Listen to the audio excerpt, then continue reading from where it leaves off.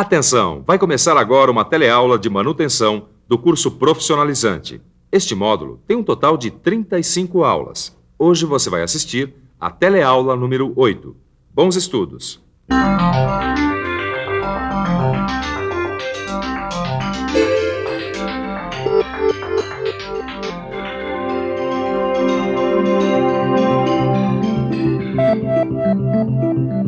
Na última teleaula, você viu a diferença entre soldagem de produção e soldagem de manutenção. E também viu os tipos de falhas que podem ser resolvidas através da soldagem. Mas e na hora da soldagem, o que fazer? Ou melhor, que decisões tomar? Esse é o assunto dessa teleaula. Hoje você vai conhecer alguns materiais que normalmente são soldados nas indústrias e também vai ver quais os principais procedimentos para uma soldagem eficiente e segura.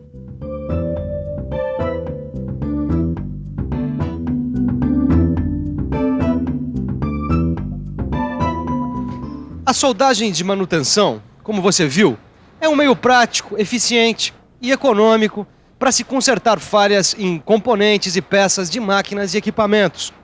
Mas para conhecer um pouco melhor esse tipo de soldagem, hoje a gente vai acompanhar várias práticas que fazem parte do dia a dia das indústrias. Mas antes disso, você vai ver o que é importante para se conseguir uma soldagem com bons resultados. É isso mesmo. O trabalho rende muito mais se a gente conhecer bem o que é importante para realizar uma soldagem. Conhecer o tipo de falha, como você sabe, é o primeiro passo. Agora, tão importante quanto isso é conhecer as características do material que vai ser soldado, assim como os equipamentos de soldagem e também saber como soldar. Mas calma aí que você vai acompanhar isso direitinho, olhando de perto a soldagem de algumas peças e equipamentos. Vamos começar com este elemento mecânico de ferro fundido que tem uma falha causada por uma trinca. Bom, logo de cara já dá para concluir que essa aqui é uma peça em ferro fundido. E com uma falha causada por trinca. É isso aí. Reconhecer as características do material é fundamental. Agora vamos começar o nosso trabalho identificando o início e o final da trinca. Primeiro a gente promove a limpeza. Estopa, álcool, passa.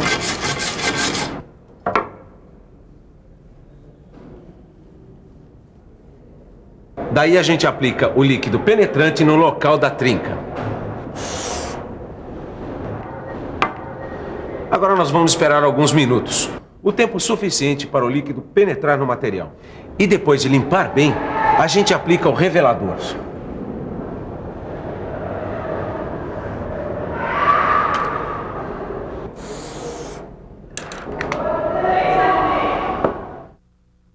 Quer dizer, no caso de uma trinca numa peça de ferro fundido, o primeiro passo é deixar a falha bem limpa e visível. Afinal, para poder soldar, a gente tem que enxergar bem os limites da trinca. E a região tem que estar preparada e limpa para receber o cordão de solda. Como vocês puderam observar, o passo seguinte é fazer a furação nas extremidades da trinca. Como é que é? Existem extremidades pontiagudas que criam tensões que devem ser aliviadas. E tudo bem, mas como é que a gente pode fazer isso?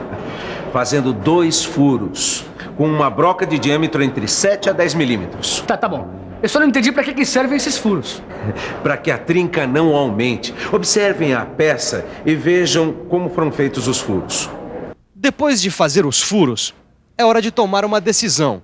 Se a gente vai fazer a chanfragem ou a goivagem do lugar que vai ser soldado. Tomada essa decisão, a gente executa a soldagem alternando cordões e martelamento da solda. Optando pela goivagem ou pela chanfragem, a primeira escolha é sempre a goivagem. Além disso, se a união da solda no ferro fundido não estiver perfeita, aí o jeito é fazer um revestimento de chanfro. Enfim, tem que ficar de olho para que fique tudo em cima. A goivagem, com eletrodo de corte, deve ter um formato arredondado para favorecer a distribuição das tensões. Além disso, a preparação com eletrodo de corte proporciona uma solda sem poros, escórias, areia, óleo ou gordura, uma vez que essas impurezas sofrem combustão durante a goivagem e se gaseificam. Já no caso da preparação por esmerilhamento, as precauções devem ser redobradas se o disco tiver aglomerantes plásticos que podem aderir no ferro fundido na área de soldagem. E a queima desses resíduos provoca ainda o surgimento de poros na solda. Portanto, se a preparação exigir esmerilhamento, a superfície esmerilhada deve ser escovada e limpa com bastante cuidado.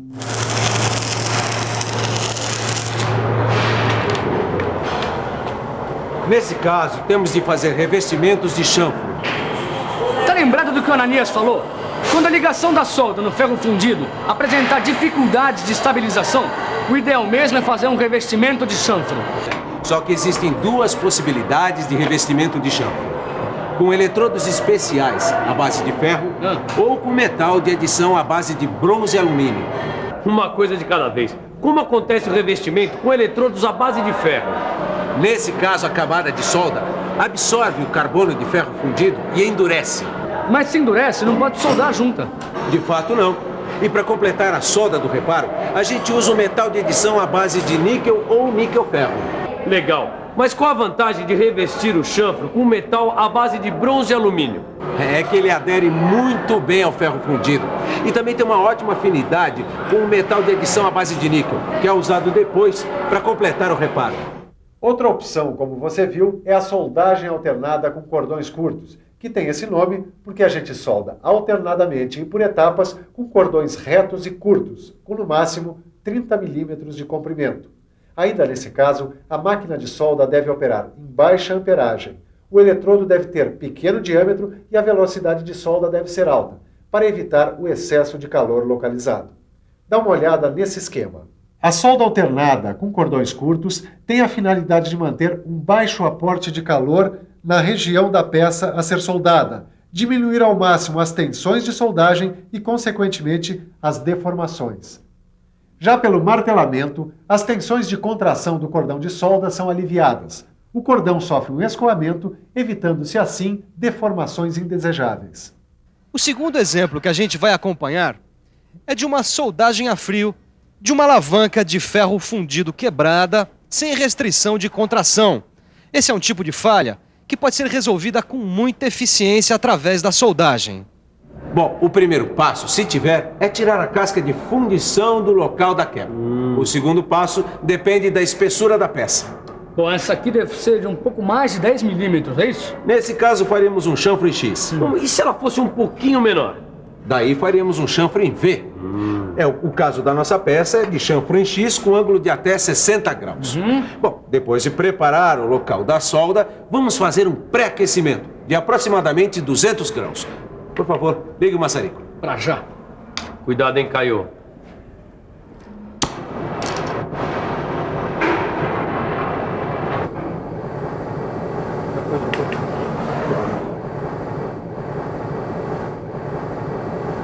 Com esse aquecimento, aos poucos, as tensões residuais que vão surgir na soldagem diminuem.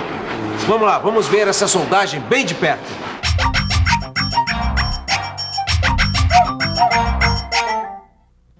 No caso da soldagem a frio em ferro fundido, recomenda-se soldar com baixa intensidade de calor, utilizando um eletrodo de níquel ou níquel-ferro. O chanfro deve ser preenchido com cordões curtos e com repetidas viradas para a soldagem no lado oposto. É recomendável ainda um martelamento ocasional no cordão de solda enquanto estiver quente para diminuir as tensões. E se surgirem dificuldades de ligação da solda no ferro fundido, deve ser realizado o revestimento dos chanfros, ou melhor, um amanteigamento. O terceiro exemplo que a gente vai ver é com o revestimento de dentes de escavadeira, que é um componente que geralmente trabalha em condições severas com impactos e abrasões. O revestimento serve para prolongar a vida útil dos dentes da escavadeira. Nessa ilustração, dá para ver direitinho como fica o dente depois do processo de revestimento. Para começar, vamos limpar bem a superfície da peça que vai ser soldada. Deixa comigo. E pelo que a gente viu, nós temos que eliminar todos os resíduos, né? É verdade. A limpeza da peça é fundamental em qualquer soldagem, onde o material que vai ser aplicado durante o revestimento possa aderir à peça. E nesse caso, o eletrodo mais recomendado é do tipo AWS E1060Z. Mas por que esse eletrodo? Simples. É que nos dentes que trabalham basicamente no solo com granulação fina, o revestimento deve ser feito com metal duro, isto é, com o eletrodo AWS E1060Z, que proporciona um metal de solda bastante duro e rico em carbonetos de cromo, e ainda resistentes à abrasão.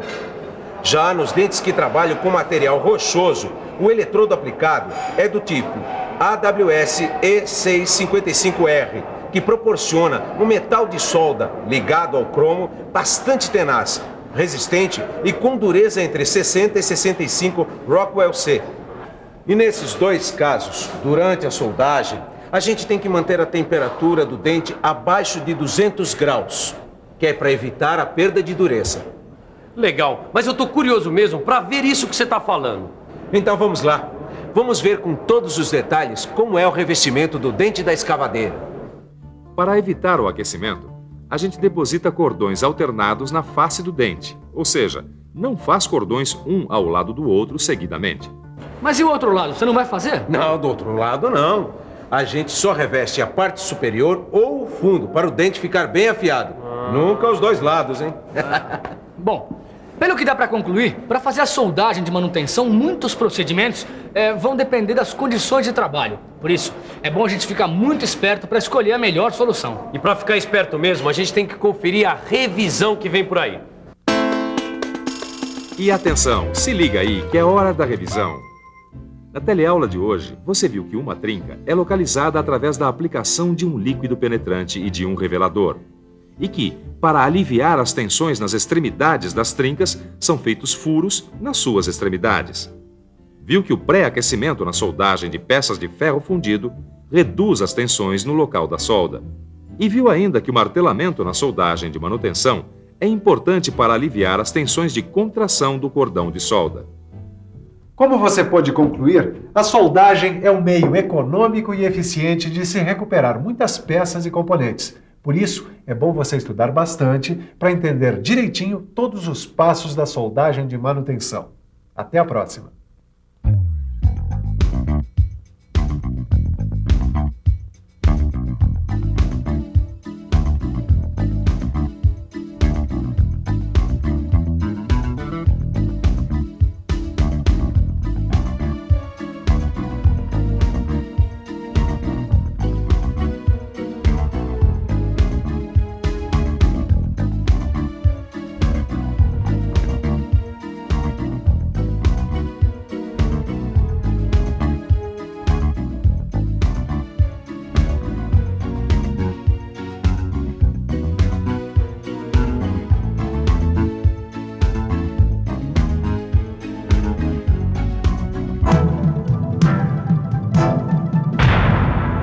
Telecurso 2000, um programa de educação do Sistema Fiesp e da Fundação Roberto Marinho.